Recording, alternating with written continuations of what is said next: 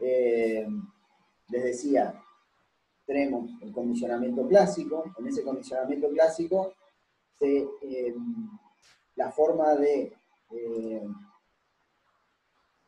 lograr condicionar una respuesta era a partir de la asociación entre estímulos, ¿sí? Y a la repetición, ¿sí? Quedaban relacionados, como decíamos en la publicidad, el ejemplo de la publicidad. Tal idea con tal otra, tal estímulo con tal otro queda asociado. Y entonces eso se refuerza y queda asociado y aprendemos como una determinada conducta nueva a partir de eso. ¿Sí? Nos hacen, por ejemplo, nos asocian, también puede pasar eso, en la empresa te hagan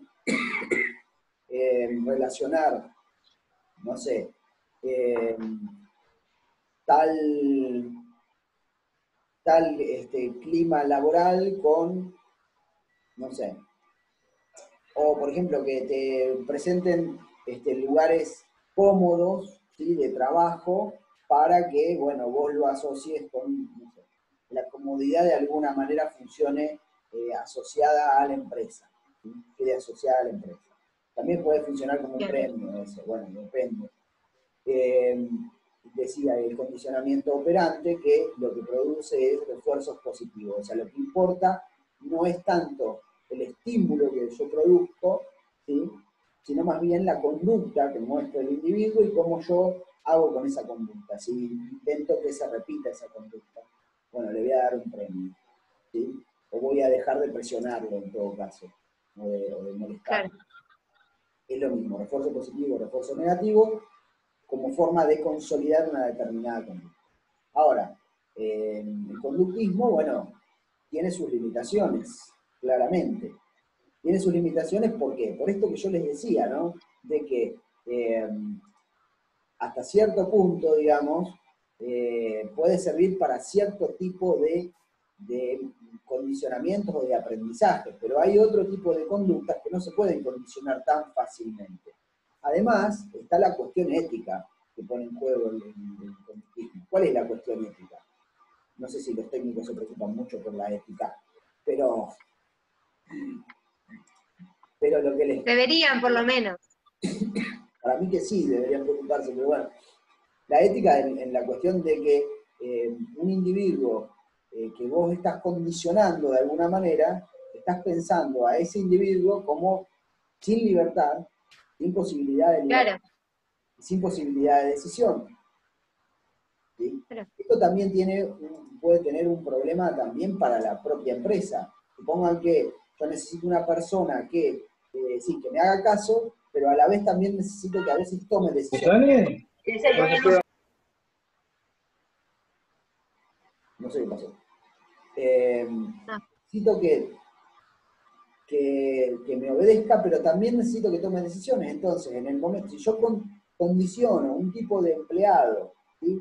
Que lo único que hace, ¿sí? o lo que condiciono es que responda, que me haga caso, en el momento en que él tenga que tomar responsabilidad o tenga que tomar una decisión o tenga que hacerse cargo él de alguna decisión, y no lo va a hacer, ¿no? Porque yo lo estoy condicionando todo el tiempo a que responda a mí, no a que sea autónomo, ¿sí? Entonces, a veces también no es, o es perjudicial para la propia empresa, digamos, de acuerdo al tipo de empleado que la empresa busca.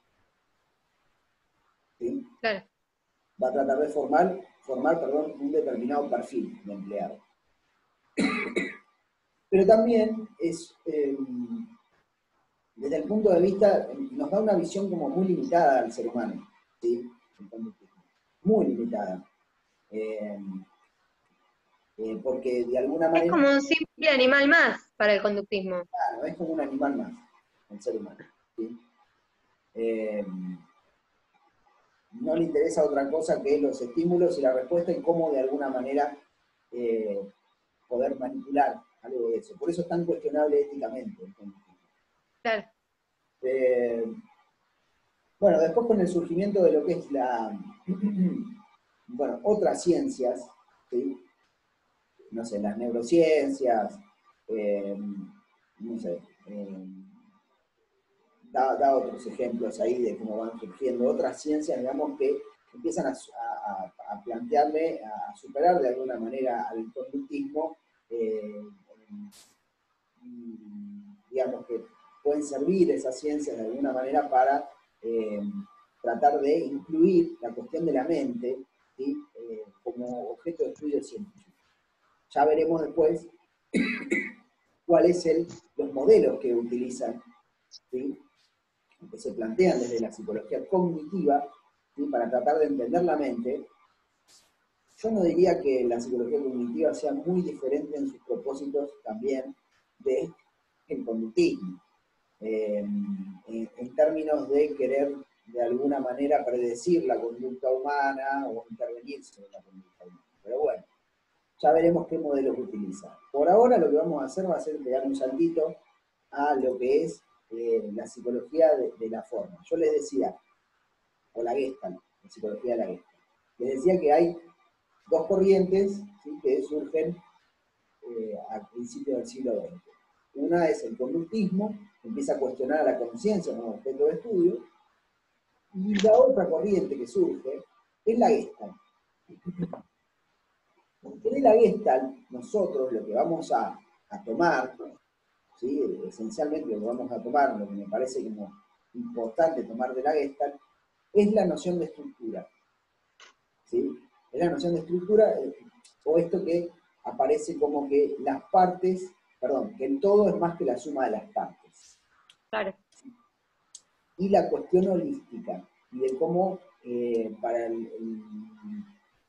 la Gestalt, lo esencial, digamos, de la experiencia humana, tiene que ver con, no solo con cuestiones atomísticas, con individuos, sino con el conjunto, ¿sí? Con el grupo. ¿Sí? De hecho, hay autores que trabajan en psicologías más de carácter grupal, ¿sí? Introducen la noción de campo, ¿sí? El campo como algo importante para tratar de entender a un individuo. O sea, nosotros acá lo que estamos diciendo es esto. No podemos estudiar al ser humano, ¿sí? De forma individual. Tenemos que estudiarlo en un determinado contexto, ¿sí? Eso es lo que podemos tomar nosotros de la psicología de la Gestalt. A ver, la psicología de la Gestalt es una psicología que surge comienzos de siglo, pero además, ¿sí? No de este siglo, del anterior, pero además surge con estudio de uno de los temas que tiene que ver con el ser humano o con la conciencia, ¿sí? Específicamente con la percepción. ¿Sí? Percepción visual. Arrancan a partir de lo que es la percepción en el ser humano, ¿no? Ya no en los...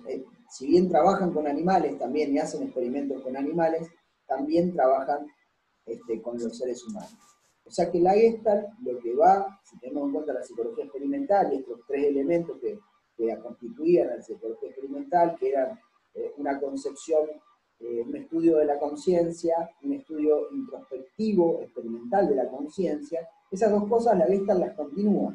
Lo que no va a tomar en cuenta la Gestalt, o lo que va a criticar, es la concepción elementalista y asociacionista que tiene la psicología experimental, pero también que tiene el conductismo. El conductismo también analiza por elementos las cosas, ¿sí? Estímulo, respuesta, ¿sí?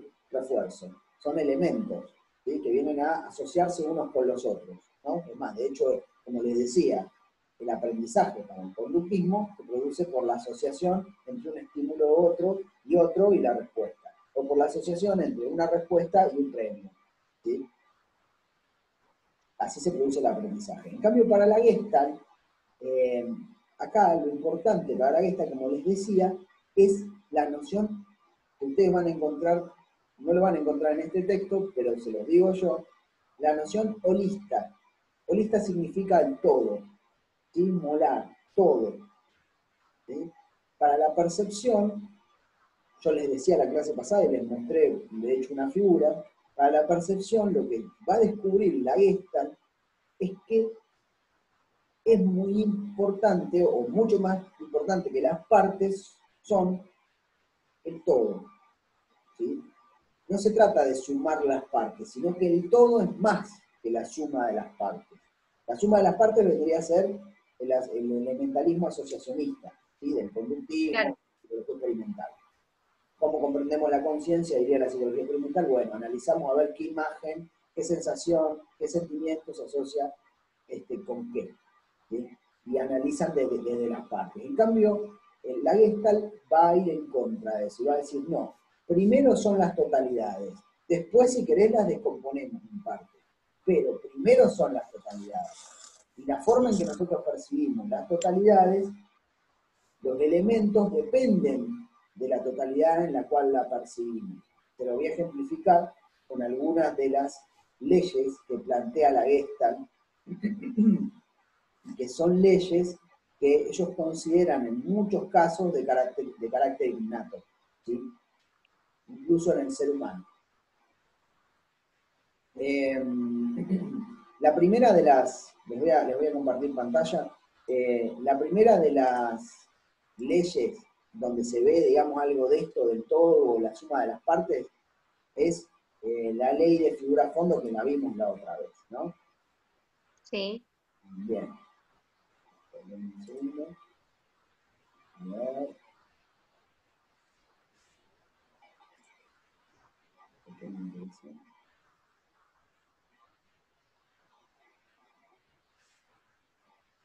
Ah, ahí.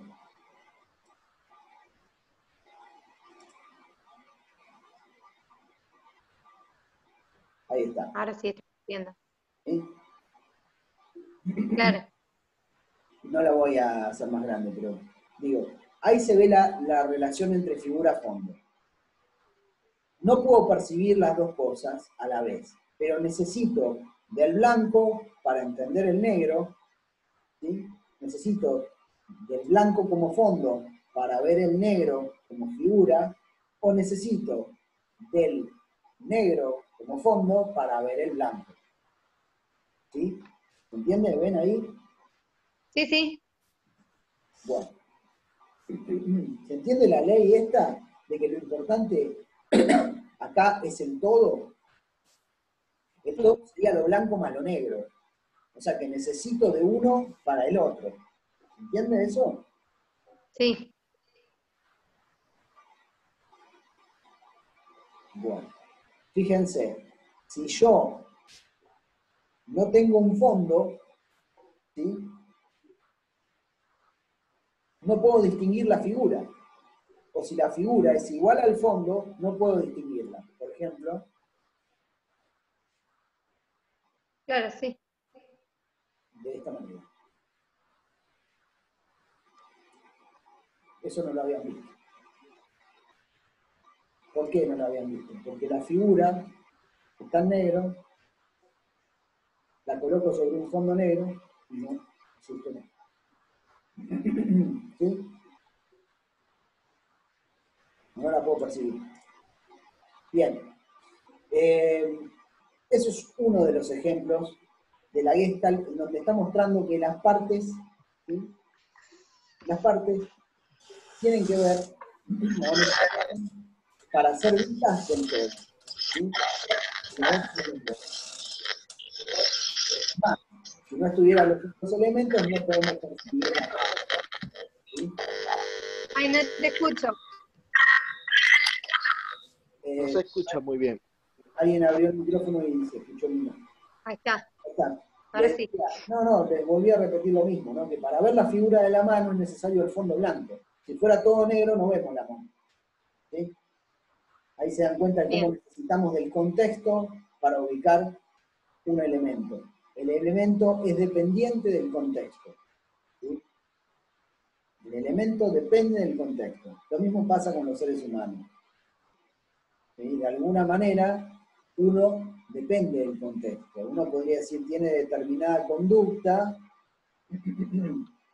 también basado en con quién está, o influye con quién está para tener determinada conducta.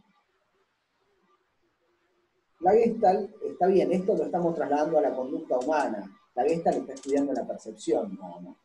Ojo. La Gestalt tiene otras leyes, ¿sí? La ley de cierre, por ejemplo, ejemplificada acá.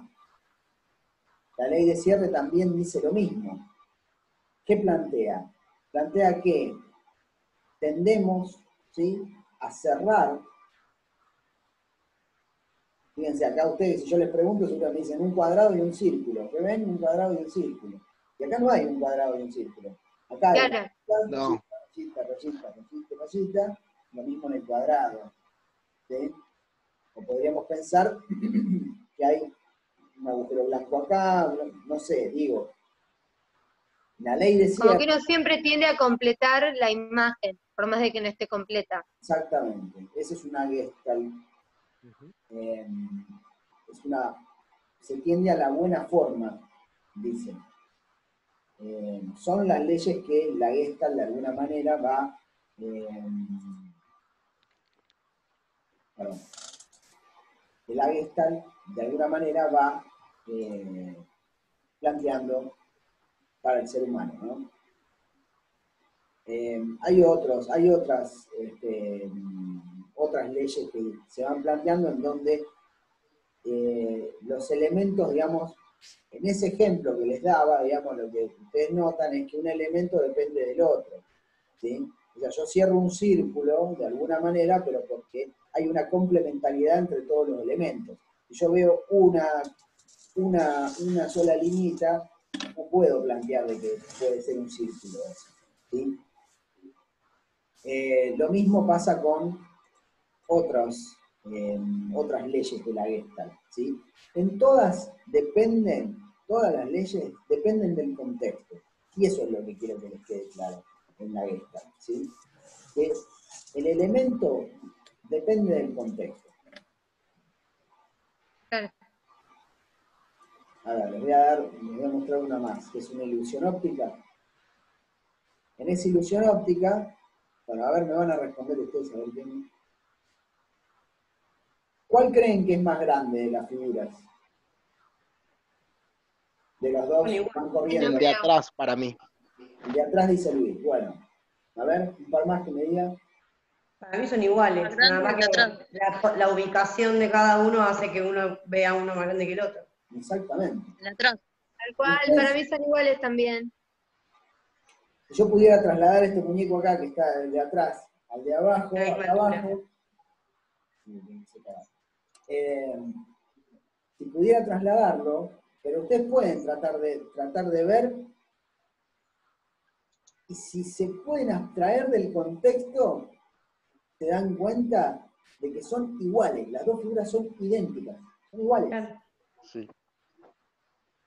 ¿Qué cambia? Cambia la fuga, atrás, que se ve, digamos, en El entorno, el fondo. Claro, el fondo. ¿Sí? Sí. Nos presenta una ilusión visual en donde parece que este fuera mucho más chiquito que aquel de atrás. Fíjense que depende de las líneas que están trazadas. ¿Sí? Nuevamente, la figura que podría ser igual, que es igual una de la otra, depende de los otros elementos que están en juego. ¿Sí? Hay un artista que pinta así, que interviene plazas y cosas así. Ah, ¿sí? ¿Cómo se llama?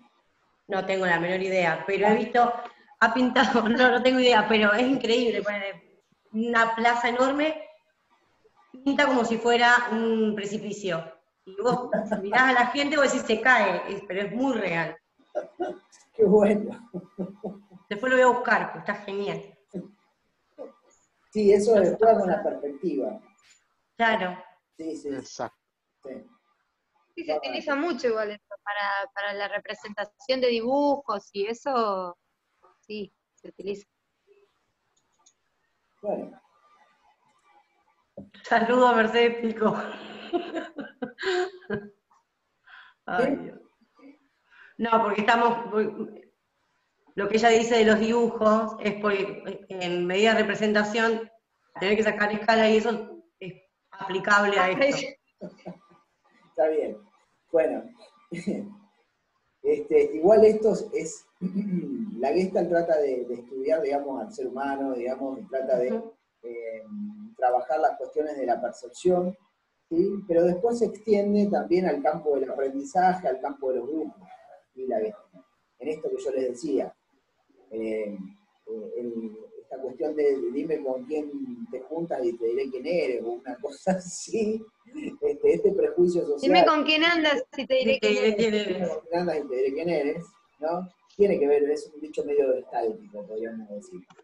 No, en realidad no es tan así, pero yo les diría que no es indiferente la acción del contexto sobre la conducta humana, para nada. Ustedes no hacen lo mismo cuando están solos que cuando hay gente. ¿Sí?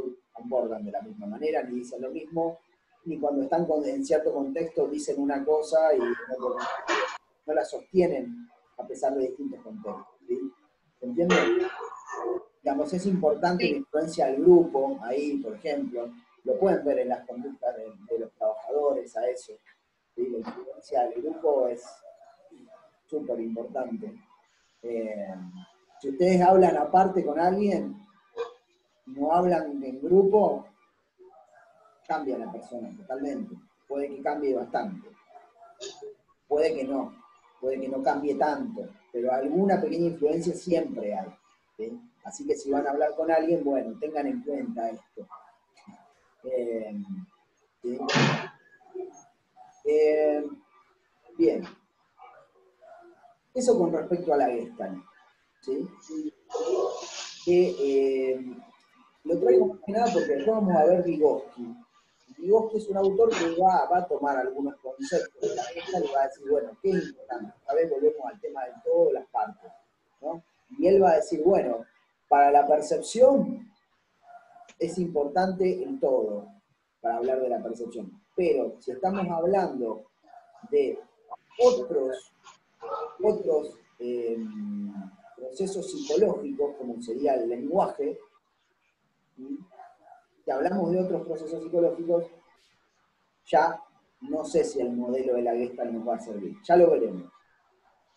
Lo que nos quedó, un poco en el tintero, me parece que nos va a quedar, a ver, bueno, lo desarrollo. Es lo que les había planteado sobre la continuación del conductismo, ¿sí? En un programa de investigación de lo que sería la psicología o la continuación de alguna manera, lo que viene a tratar de resolver, que no podía resolver el conductismo, lo que viene a tratar de resolver la psicología cognitiva. ¿Sí? A grandes rasgos, la psicología cognitiva lo que nos va a plantear en un comienzo es la posibilidad de abordar la mente, pero de abordarla de una manera científica. ¿Sí? ¿Qué quiero decir con una manera científica? O sea, para el conductismo la mente no es observable. ¿Sí? Para el cognitivismo, o sea, para la psicología cognitiva, a ver, tampoco es observable la mente. ¿Sí? No es observable, no se vuelve observable de golpe. Pero sí hay ciencias que empiezan a trabajar de alguna manera conjuntamente para tratar de entender algo de la mente humana. Entre ellas está las famosas neurociencias que tanta vigencia tienen en la actualidad, que estudian las relaciones funcionales que existen en el cerebro, las partes del cerebro, las neuronas, las relaciones, la sinapsis, etcétera, etcétera, etcétera. Eso en esta época. En el comienzo de la psicología cognitiva lo que se utilizó una analogía de la mente humana. ¿Qué es una analogía de la mente humana? ¿Sí? Algo que funciona parecido a la mente humana. ¿Y qué era lo que en los años 60 funcionaba parecido a la mente humana? Las computadoras. Entonces lo que va a hacer la psicología cognitiva, ¿sí? Es tratar de explicar el funcionamiento de la mente, ¿sí? A partir de un modelo de la cibernética. Pero ese modelo, lo que se va a criticar, o sea, las limitaciones, no es que se lo va a criticar, bueno, tiene limitaciones. ¿Cuáles son las limitaciones? Que trabajan solamente con información. ¿Sí? ¿Qué quiere decir que trabaja solamente con información? Que van a tratar de pensar la mente humana o lo que sucede en la caja negra, ¿sí? A partir de simplemente de de información, pero la información es neutra. ¿Qué significa eso? Que nosotros no pensamos como piensa una computadora, los seres humanos. ¿Por qué? Porque las computadoras sí hacen procesamiento de información, pero no tienen la carga de sentido, de significado que nosotros atribuimos al mundo. ¿Sí? En esto que decíamos hoy, cuando quedan asociados algunos elementos, enseguida entra a jugar la afectividad, y en eso entra a jugar las asociaciones que han ocurrido de alguna manera casualmente en nosotros, pero además, ¿sí? Ese procesamiento de información, digamos, de esos modelos,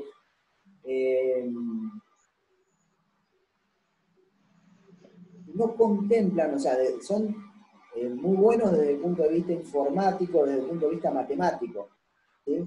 Pero a nivel de lo que es el estudio, por ejemplo, de la sociedad,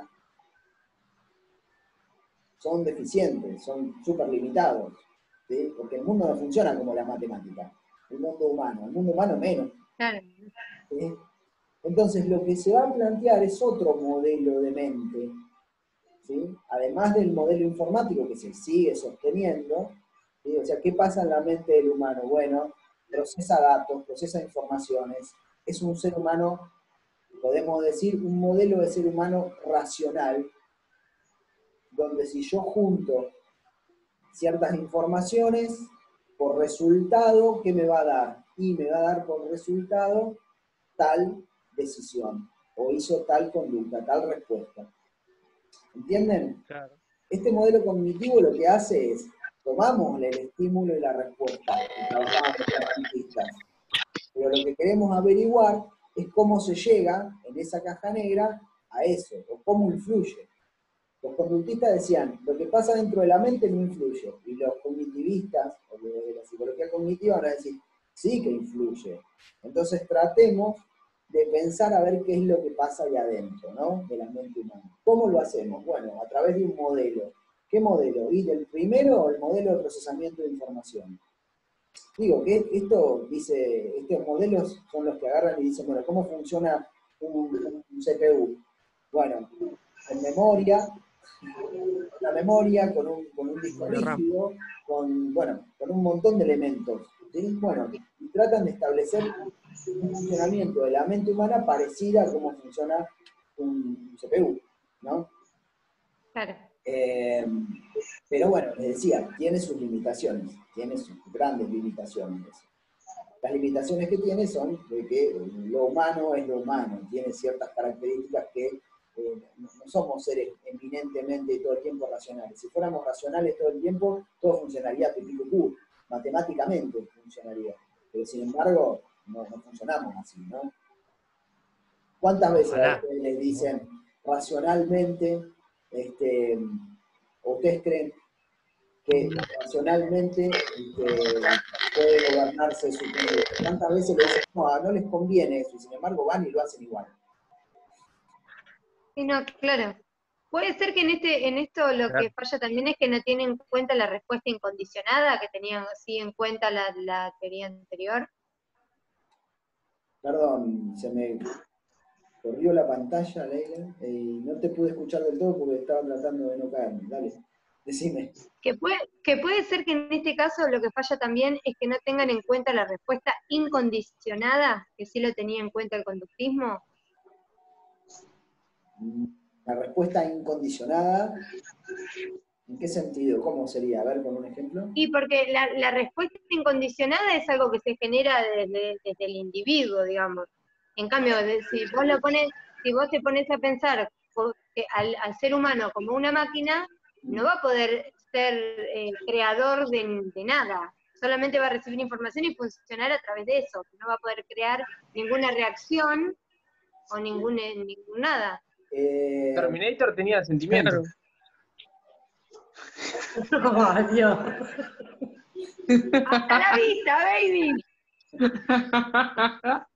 Claro. Pará, estoy hablando en serio. Una vez que me Está pongo a hablando hablar en serio, está hablando en serio, Leila. A ver, yo no entiendo cómo lo planteás, porque los estímulos y las respuestas incondicionadas, suponiendo que el ser humano tenga instintos como los animales, ponele, Sí. ya están ahí. Vos decís, no tienen en cuenta eso. El modelo computacional no tiene en cuenta eso.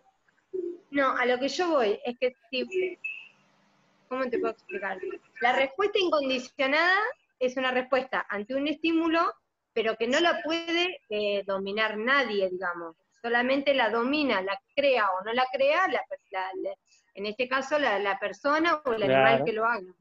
Está En bien, el caso de sí, lo que es el CPU, digamos, a lo que no la va a poder ni condicionar, ni generar, ni no generar sin el CPU, sino que solamente va a funcionar a través de lo que el otro diga. Está bien. Lo que pasa es que sí, puede ser. Si vos pensás que hay como una respuesta algo incondicionado en la conducta del hombre, ahí es donde la persona va, por más de que racionalmente introduzca, sí, está bien, un montón de estímulos, ¿sí? Pero la persona va a producir una conducta irracional, porque es instintivo eso. Claro, no modificar. sí. Va a poder elegir hacer sin necesidad de que alguien le diga, como una computadora. Está bien, puede ser. Podría ser. Sí, eso los conductistas yo creo que no pensaban que no se podía modificar. ¿Sí? Los conductistas piensan que no. Que hay ciertas cosas que se pueden construir a partir de, pero hay respuestas incondicionadas que no se modifican porque ya están en la naturaleza del ser humano. Sí, está bien. Podría ser una respuesta a esto de, bueno, no funciona lo que estamos intentando. En realidad lo que no funciona es,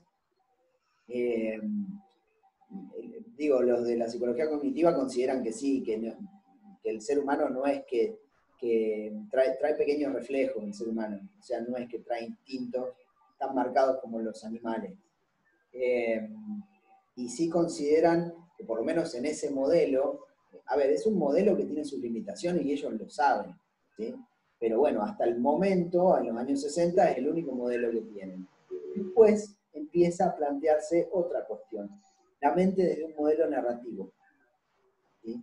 ¿Qué es un modelo narrativo? Un modelo más ligado a la parte, si se quiere, social, humana, de sentido, ¿sí? Ahí le cita un autor que es Jerome Brunner, ¿sí? que habla de estas cuestiones relacionadas a un mundo, podemos decir, subjetivo, en contra de lo que sería el representacionalismo o del objetivismo. ¿Sí? ¿Qué quiere decir eso? A ver, nosotros, digamos, no construimos representaciones del mundo que son iguales en todo, ¿sí? Sino que de alguna manera están teñidas, esas representaciones, están teñidas de subjetivismo. ¿Qué significa ese subjetivismo? Y es lo que plantea Brunner como experiencia, ¿sí? humana, si se quiere, o como sentido. Vieron que habla de que hay como una trama o una historia, ¿sí? en el ser humano, y que esa trama tiene que ver con las creencias que nosotros tenemos, con los deseos que tenemos, con lo que cómo conseguimos las cosas, cómo las pensamos, ¿sí? Y que está teñido más que nada, no es pura información, sino que tiene que ver con nuestra historia eso. ¿Sí? Es independiente de cada persona. Sí, exactamente. O sea, si bien esto se está investigando, digamos, ¿sí? Se toma un poco de lo que es la fenomenología, lo que plantea, o sea, la fenomenología tiene que ver con esto, con el sentido de la vida, el sentido de las acciones, el sentido subjetivo que uno tiene, basado en las creencias, en los deseos, en cómo vemos el mundo interior, cómo vemos el mundo exterior. cómo los relacionamos, cómo interpretamos. ¿Sí? Sí, eso como, a ver si estoy muy perdida. Es ver. como si a la misma persona la plantás, naciendo en, no sé, en Italia y en Argentina, no va a ser la misma, nunca. A rasgos físicos supongo que sí. No, el contexto No influye. estamos Está bien, hablando de eso. está bien. Pero esto tiene más que ver, ¿sabes con qué? Con la construcción y la narración que va haciendo la persona de su vida. Ajá. ¿Sí? Ok. La construcción, a ver, la construcción y la narración, podríamos decir, es el mundo imaginario de sentido que se plantea la persona. A ver, ante un mismo trabajo, ¿sí? Ponemos a Juancito y a Pedrito, qué sé yo. Y Juancito y Pedrito van a tener conductas diferentes ante, ponele que estimulamos de una determinada manera, ¿sí? Producimos no sé, Juancito se hace lo que yo quiero y lo premio. Y Pedrito hace lo que yo quiero también y lo premio. Y a los dos les doy el mismo premio. Pero sin embargo, Juancito tiene una determinada conducta ante eso, ¿sí? Y Pedrito va a tener otra distinta. ¿Y por qué? Y porque las creencias, los deseos, la forma de entender el mundo, la forma de entender a las otras personas, las intenciones de Juancito son muy diferentes de las de Pedro. Distintas del otro. ¿Sí? Ahí es donde tenemos que tratar de entender que la conducta humana, digamos, o el procesamiento ahí o la narrativa que hay en juego, lo que sucede en la caja negra, digamos, depende de las creencias, depende de los deseos, depende de un montón de cuestiones, ¿sí? Subjetivas, y que no funcionan como una computadora. Nosotros no funcionamos como una computadora. Nosotros tenemos una visión del mundo, tenemos como una lectura de lo que pasa en el mundo, que es singular de cada uno, ¿no? Y que tiene que ver con nuestra historia, que tiene que ver con, no sé, con cosas que nos han dicho, o cosas que hemos aprendido, o con el sentido que nosotros le damos a las cosas, o el significado que tienen para nosotros las cosas que suceden en el mundo, ¿sí? Y que, bueno, nos hacen singulares, ¿sí? Entonces, cuando eso determina que un tipo de estrategia, que falta un minuto, así que voy a terminar con esto nada más, determina también otra forma de entender al ser humano. Ahí, en ese modelo, ¿sí? Cognitivo, si se quiere, del ser humano, vos no vas a ir a decirle a la persona, si sucede algo de esto, la idea es que vos trates de entender por qué la persona llegó a esa decisión, o tomó esa decisión, o por qué sucedió un accidente. Bueno, tratemos de entender por qué. Porque si no, si lo pensamos como racional, decimos, este es un boludo que no sigue las reglas. Estaba clarito cómo tenía que hacer. Pero sin embargo, el ser humano no funciona así racionalmente, ¿sí? El modelo viene a decir, bueno, pero depende cómo interpretó esa persona, depende qué relación tiene con los jefes, o qué relación tiene con las órdenes, o qué relación, no sé. ¿Sí? Ahí tenemos que ir a ver los subjetivos de esa persona. ¿Sí? Entonces fíjense que pasamos desde una psicología que nos dice, bueno,